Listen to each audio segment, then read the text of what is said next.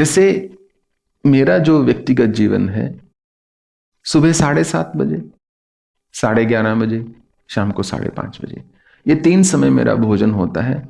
बहुत ही कम होता है कि मैं शाम को 5:30 के बाद कुछ खाऊं। रात को यदि 2 बजे तक भी काम कर रहा हूं तो भी कम से कम 80% समय मैं कुछ नहीं खाता।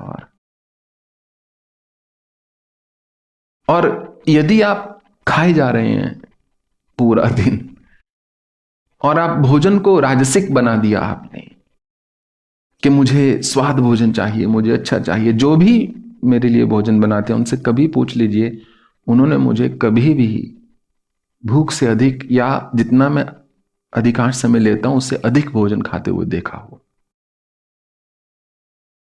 और शायद किसी को यह बात पता भी नहीं, एक समय अभ्यास के साथ कैसा हो जाता है। आप चंद लोगों में बैठे हैं, आप भोजन कर रहे हैं, परंतु फिर भी हर कौर जो है आपके मुख में जाता हुआ आहुति है, क्योंकि मंत्र चल रहा है साथ साथ।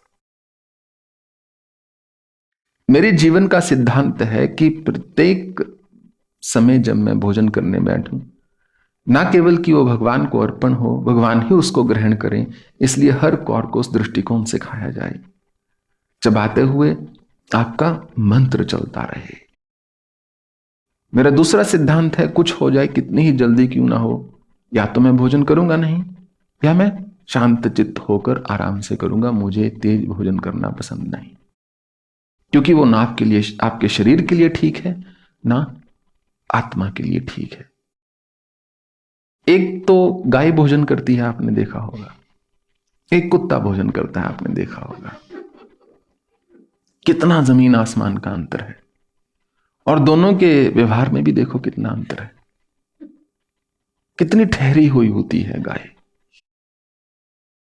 और कितना उत्तेजित रहता है एक जो है श्वान हर समय। इतना भोला होता है, कोई बुला दे, पूंछ लाता है, तुरंत आ जाएगा। ऐसे ही जैसे एक वो मनुष्य जो अपनी चेतना को भूल चुका है, माया जाल में फंस चुका है, थोड़ा सा समाज में आकर्षण देखता है भौतिक पदार्थ का, और अपनी दुम हिलाता हुआ वहां पहुंच जाता है। उसके जीवन में 2 ही अवस्थाएं रह जाती हैं, दुम हिला के पदार्थ के पीछे भागना, या दुम दबा के अपनी जिम्मेवारी से भागना। वो दृढ़ होकर जीना ही भूल जाता है। स्थित प्रज्ञ या कूटस्थ होकर जिसको कहते हैं जीना, सदा सदा के लिए भूल जाता है। और जो वैसा भोजन किया तो आप लाख मंत्र जपते रहो, सिद्धि हाथ में लगने वाली नहीं है। आप लाख साधना करते रहो। मैंने शुरू में बोला था कि अथक साधना के प्रयास से कुछ संभव है, परंतु वो बिना बीज वाला फल होगा।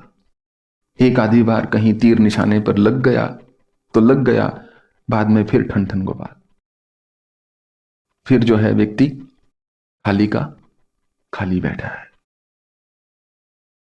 सत्यनिष्ठ होना, मन को निर्मल रखना, और भोजन को ईश्वर का सानिध्य समझकर, ईश्वर की आराधना समझकर उसको ग्रहण कर पाना, सिद्धि के 3 मूल स्तंभ हैं।